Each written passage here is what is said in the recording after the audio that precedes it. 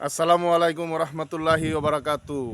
এই ভিডিওটি প্রিয় দেশবাসী বোনদের জন্য, বিশেষ করে আপনারা যারা স্বামীর সাথে সহবাস করতে অনিচ্ছুক, যাদের যৌন দুর্বলতা আছে, তাদের জন্য হোমিওপ্যাথিতে একটি চমৎকার ঔষধ আছে।